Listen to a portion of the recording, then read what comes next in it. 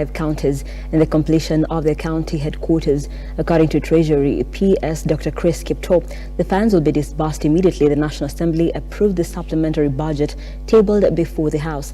The 5 counties include Isiolo, Tharaka Nithi, Lamu, Nyandarua and Tana River.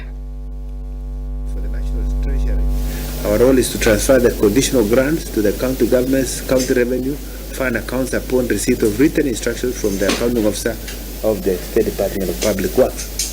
So I want to confirm that we are going to undertake our obligations as National Treasury as soon as the PS, the accounting officer of Public Works, gets back to us.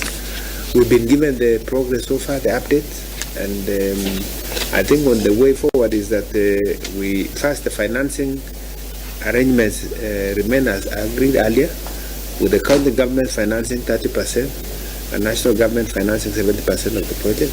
That is, and then we have provision of 454 million shillings for the current financial year, 23-24, and I think we just submitted supplementary to Parliament, so we expect that as soon as Parliament passes, then I undertake to immediately disburse the amount that Parliament will approve. And then in this financial year, the coming financial year, 24-25, we have proposed 445 million shillings. Government is one. Resources come from the same kitty, which is the kitty from the Treasury. It is just a question of the aggressiveness in pushing and following the same. Even if those projects are handed over yesterday and there are no resources, we will still be in the same position, because I know what has befitted the public works, being an arm of national government, is a lack of disbursement of resources to them sometimes. And then as counties, we blame them because they are moving slowly.